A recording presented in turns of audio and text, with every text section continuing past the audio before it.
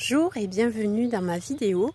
Je vous propose un petit moment nature pour aller observer les plantes sauvages, les fleurs, les jeunes feuilles. Ici, je suis à côté d'un noyer qui vous présente ces toutes jeunes feuilles magnifiques qui ont éclos. Donc le bourgeon a éclos. Et là, on voit des feuilles avec un mélange de vert clair, de marron sur ces tiges. Et puis ici, on a encore quelques bourgeons qui n'ont pas éclos. On en voit un ici au sommet. Donc le noyer qui prend son temps pour préparer les magnifiques noix que nous viendrons cueillir à l'automne. Puis on va continuer notre petit tour pour aller voir ce tapis de blanche là. Ici nous sommes à côté des stellaires, les stellaires holostés. Magnifiques petites étoiles blanches avec le cœur jaune. Donc les étamines qui portent le pollen. Et donc les stellaires holostés, elles ont une forme d'étoile. Elles sont très légères et elles peuvent agrémenter nos salades. Elles font un petit bruit clac quand on les coupe.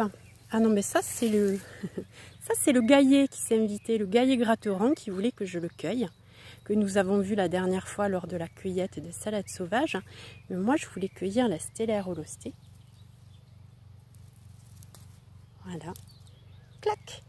C'est de là dont lui vient le nom holosté, os, comme l'os qui craque lorsqu'on coupe cette tige frêle, puisqu'elle est très reminéralisante, notre stellaire holostée. Donc bienvenue dans nos salades. Puis à côté, ici vous voyez, je pense que vous la connaissez, cette fleur, le bouton d'or, tout jaune, avec ses pétales luisants. Moi je m'amusais petite à les mettre sous le menton des copines, et puis on se demandait si on aimait le beurre. Donc là voilà, il y a un petit mélange jaune-blanc, très sympa, très printanier. Donc là, bouton d'or, on ne l'invite pas dans la salade, il est toxique. Famille des renoncules, renonculacées, ne sont pas bonnes pour notre santé. Allez, je vais aller vous montrer une petite merveille. Mon cœur a bondi quand je l'ai vue. Ici, nous avons l'ornithogale, ou dame de 11 heures, que l'on appelle aussi étoile de Bethléem, ou Star of Bethléem, puisqu'elle fait partie des élixirs floraux du Dr Bach, donc fleur de Bach, que j'utilise dans ma pratique professionnelle. Et ici, on a la chance de voir cette floraison. Cette fleur est utilisée pour réguler nos états émotionnels, comme les autres élixirs floraux. Et c'est une fleur d'abattement, c'est-à-dire qu'on va l'utiliser lorsqu'il y a eu un choc, un traumatisme, qu'il soit physique, je me suis blessée, j'ai eu un accident, ou bien psychologique, une mauvaise nouvelle, ou bien on a assisté à quelque chose de très difficile. Bref, on est déstabilisé, on est désarçonné, on n'est plus dans l'axe, et cette fleur va vraiment nous permettre de réunir cet axe-là profond. C'est un baume de cicatrisation, de consolation. Donc l'étoile de Bethléem, voilà. Je suis très contente de vous la présenter parce que c'est un élixir majeur que l'on va retrouver dans le composé Rescue, que vous connaissez peut-être un peu plus dans les fleurs de Bach, que l'on utilise dans les moments d'urgence, de crise. Et voilà ici 3 autres petites fleurs, qui sont 4 même regroupées. Et puis juste au-dessus, nous avons les pommiers en fleurs, superbes pommiers en fleurs. Voilà, avec les petites fleurs blanches qui ont éclos, délicates, parfumées. Puis à côté, vous voyez, il y a des boutons floraux d'un rose un peu plus soutenu. C'est très très beau, très parfumé. Et puis là, les abeilles sont au travail. Elles pollinisent cette fleur qui est aussi utilisée parmi les élixirs floraux du Dr Bach. Crabapple, de son nom anglais. Il y a une abeille dessus qui travaille. Je ne sais pas si vous allez la voir. Et donc Crabapple, on va l'utiliser lorsque nous avons besoin de nettoyer nos organismes, que l'on peut sentir souillé de toxines, ou bien on peut se sentir un peu crade, vous savez, dire oh là là, mais j'ai l'impression que ce sale virus là, je me demande, je reviens des courses, je suis pas très tranquille. On peut utiliser Crab Apple. Ça peut être d'autres types de souillures, du corps, s'il a subi des maltraitances, une non-acceptation de certaines parties de notre physique aussi.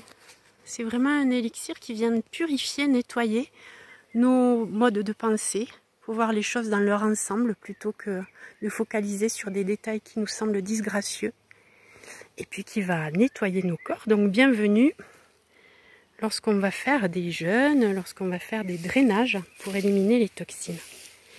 Puis là on va aller voir, je voulais finir avec vous sur une petite note sympathique. Donc là vous reconnaissez le pissenlit? Allez, on va finir avec lui. On va aller le voir en fleurs. Donc le voilà. Un majestueux pissenlit qui s'utilise aussi en élixir floral pour détendre tout ce qui est tension musculaire. Il est superbe, hein, ce jaune là. Et donc, lorsqu'il est en fruit, voilà, il est là. Magnifique.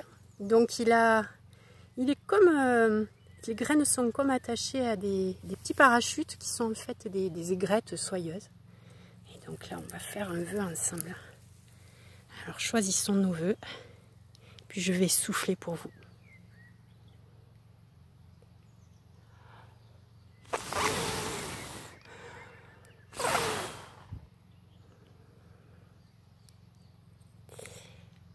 Et voilà pour cette petite balade de printemps. Alors si, juste à côté quand même, elle est là, je vous la montre. C'est une petite jaune aussi. C'est le gaillet, la famille du gaillet, mais celui-ci c'est le gaillet croisette. Vous voyez, alors ça fait des étages, hein. On dirait des couronnes de feuilles et de petites fleurs. C'est des petites fleurs en étoile, voilà, j'espère que vous les voyez mieux.